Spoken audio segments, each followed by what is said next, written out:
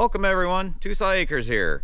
Really excited about today's video. Don't get to do this very often, only about 2 weeks out of the whole year. We're out morel hunting. Favorite place in the world is out in the woods. In today's video, I'm going to share with you my #1 secret for finding morels. Now this is white morels and yellow morels. Alright, let's get to it. But first, we have a couple administrative notes. Number one, I am not a mushroom expert. Do not eat mushrooms if you don't know what they are. Get a book, get a friend, get a guide, somebody that knows what to do, what the mushrooms are, what they look like, how to prepare them. Very, very dangerous if you don't know what you're looking at. Number two, know the land that you're on. Know if it's private land, public land, state land. If it's private land, make sure you have the landowner's permission. Do not get caught on private property. Number three, don't get lost. All right, know the area that you're going to be at. It is really easy to get turned around in woods like this. Even yesterday I got turned around, had to look at my phone. Bring a compass, bring your phone, bring a GPS, bring a friend, whatever it takes. Super, especially when it's cloudy and overcast like today. You can't see the sun, know your area. And I think that's about it. Well, I'll talk real quick about the supplies that I bring out in the woods. I use a stick, kind of like this. I just cut it off a tree and shave the bark off it. I think this is maple, but it doesn't really matter what it is. You can reach the ground with it. Flip over little leaves. Makes it a lot easier. And it's a nice little walking stick. Right now I'm on my own property out just behind the house and barn, and this is just for demonstrations. We're getting ready to head out into the real woods out in the state land, and I'm going to show you a few tricks out there as well. But I happen to have a tree right behind me that's the #1 trick. And if you find this video helpful, please like, subscribe, share. And if you got any other tips and tricks that you might be able to add, or got any questions, please throw it down in the comment section. All right, let's get on to it. That tree right there, no leaves at the top, just died. Like last summer, this tree had leaves on it. A lot of the bark is peeling, got some bark down here peeling. Most of the bark is still on it. This is an elm tree. They call it slippery elm or red elm. The bark is usually kind of soft, a little bit squishy, and that's what it looks like.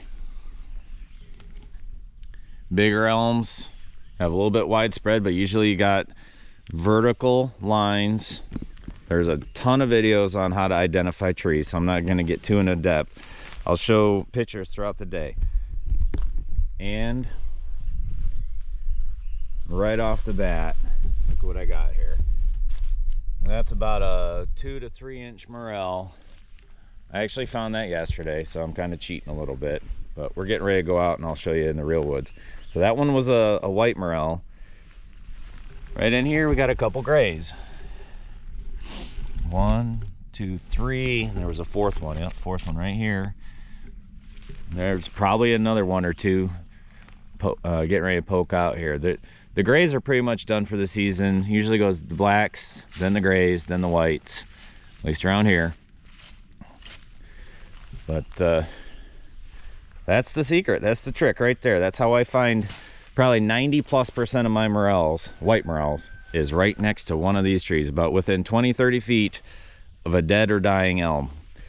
All right, I'm going to get loaded up. We're going to get in the truck and head out to the woods, and I will show you more examples out there. All right, we're out in the actual state land now, the real woods, and it's pretty out here. I love it. Summertime in northern Michigan, and I'm wearing a sweater and a raincoat. It's not really summertime yet, but all right, so we've been wandering around for, I don't know, 3 hours, well, 2.5 hours now. Found a few here and there next to elm trees. Again, find a couple, no leaves up there, and it seems when they still have most of their bark, but the first year they don't sprout leaves, seems to be the best time. And I just come in, I look, 10, 20 feet away from the base. And these yellows, when they start getting bigger, they're really easy to spot. So, got a whole grove of elms here. There's a whole bunch right here. There's a couple really dead ones there. But like I said, those ones, like this one right here, no leaves, but still has most of the bark. So there's no leaves up there. Still has most of the bark. Some of it's chipping off. And yep, I can see some already.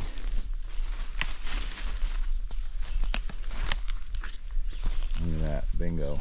Got at least 1, 2, 3 over there, all good sized ones. I'll get in there and get a close up. Oh, there's a 4th. We've got 1, 2, 3, and 4 at least. And that's just within a couple feet of the base of the tree. And that's what we do. That's how we do it. I don't waste a whole lot of time scrubbing the entire forest floor to find 1 or 2. I look for the giveaways, like the trees, and find my mushrooms in bulk. Now, truth be told, found that one right out of the gate earlier, and we hiked around for another hour plus. No, 2 hours actually. Didn't find a single other one. Now, we just got out here after lunch and scooting along. I saw that big elm right there. Could see it was dead from way back just because of the branches up there. And sure enough, I started getting in. I'm probably 30 feet from it right now. Walking my way in, and I noticed one sitting right there. Hard to see. Right there. Okay, and then I turned around real quick and I saw another one right here.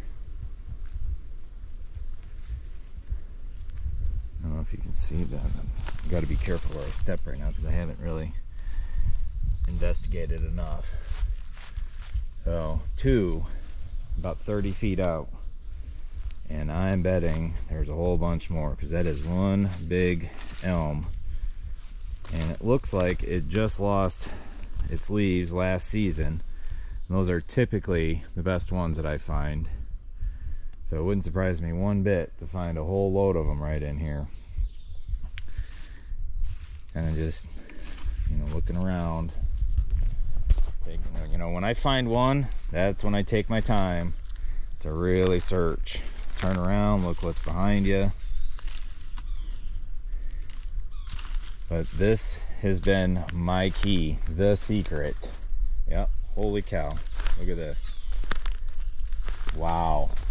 1, 2, 3, 4, 5, 6, 7, 8. 9 over there.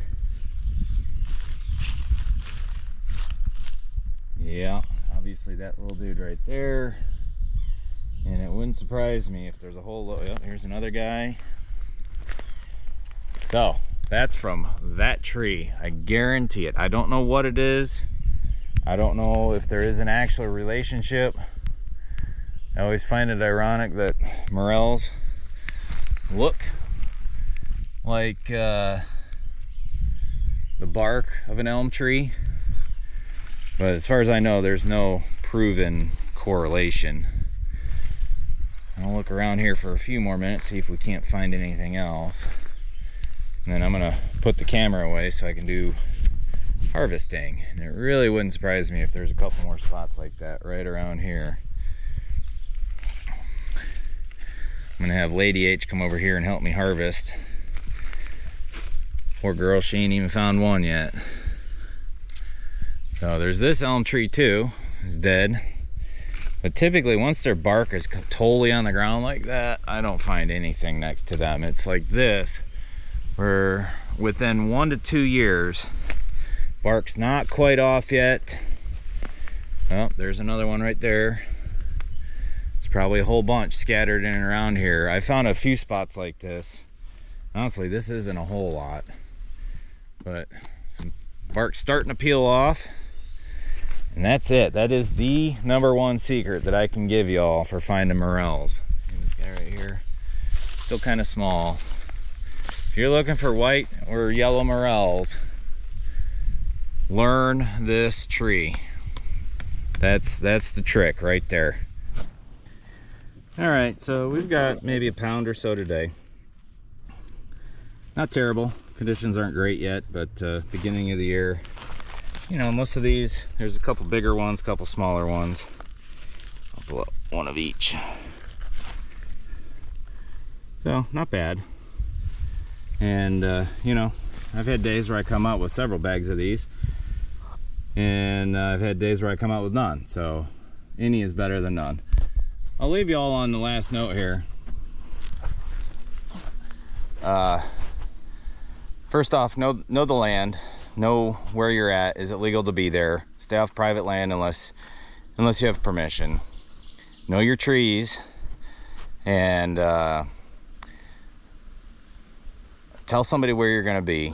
You know, you don't want to get lost out there or trip and fall and knock yourself out and now nobody knows where you are. And then last but not least, I am not an expert. I'm not a mushroom expert, and I don't claim to be. I want to be, but don't eat the mushrooms if you don't know how to cook them and know exactly what they are. You know, get somebody who is familiar with it.